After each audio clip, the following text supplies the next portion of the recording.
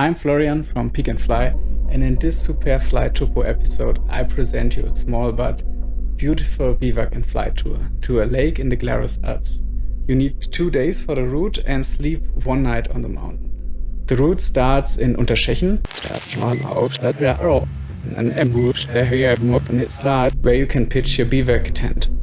On the next morning, a short hike takes you to the Balmeten, to the northwest, from where you can take off and fly back to the Unterschechen Valley.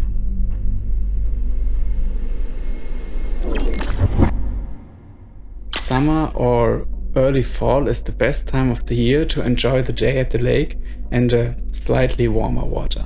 Well suited are of course thermally active days and light wind from southern directions. The second day would also tolerate all other wind directions except west, due to the lack of launch possibilities on the Balmeten to the west. The route to the lake is about 10 kilometers linear distance and includes 1 major valley crossing. As the mountains in this region are well over 2,000 meters high, the cloud base should be at about 3,000 meters or higher, which is not uncommon in this region.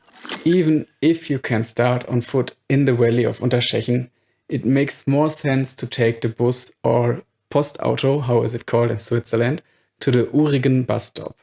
And from there, follow the road on foot with the signpost Alpmetten.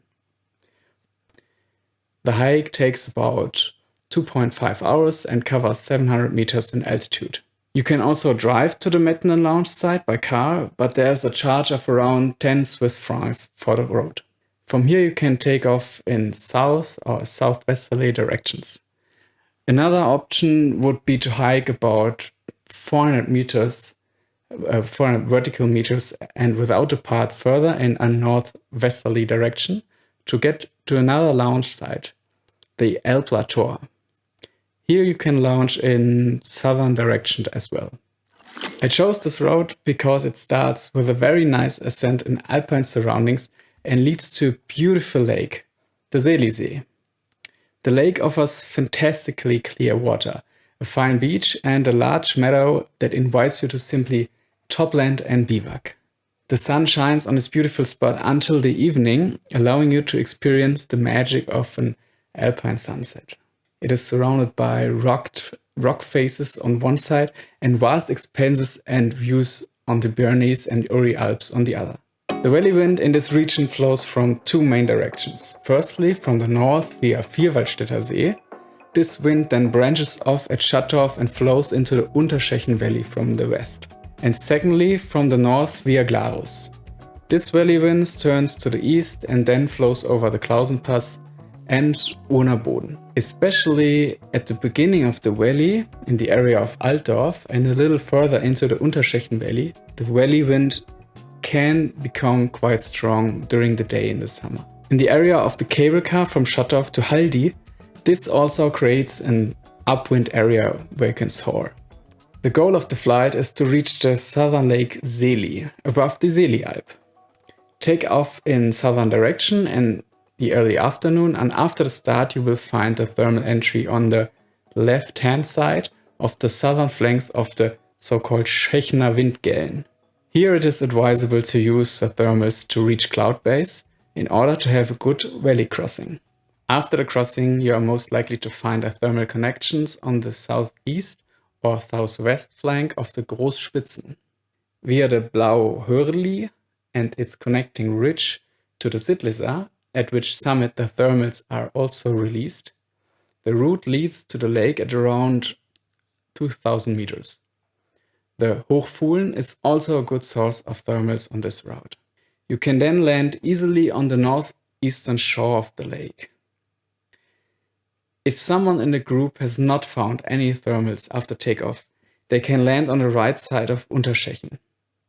From there, he or she can walk into the Bruni Valley to the valley station of the cable car Alp Sittlis Alp.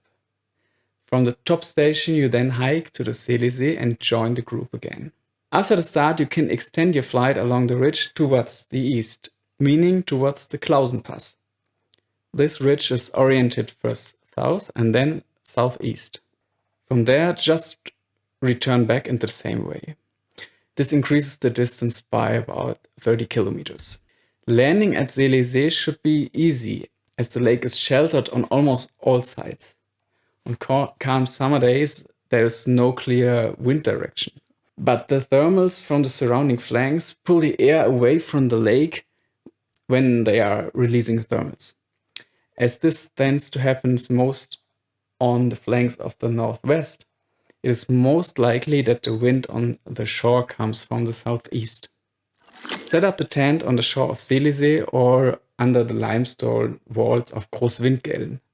The lake is at 2000 meters, so temperatures can, of course, drop into single digits, even on nice summer days. If the weather is stable, no tent is needed. Water can be drawn directly from the lake, but it's, of course, advisable to filter the water afterwards. Alternatively, you can also spend the night or have a drink at the Seelie-Alp, which is located slightly below.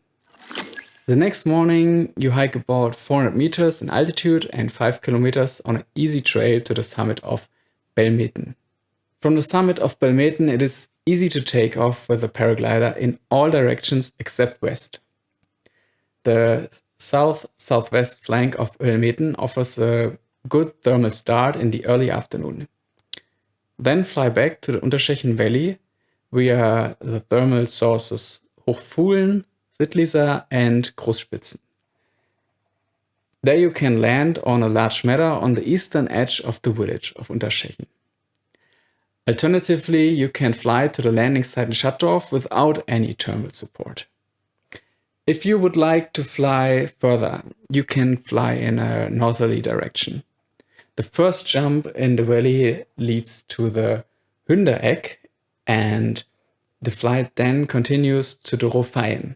From there, the route follows the ridge in southeasterly direction over the Diepen, Hagelstock, Metzstöckli, Gamperstock, and then back to the original starting point of the first day at the Schechner Windgällen.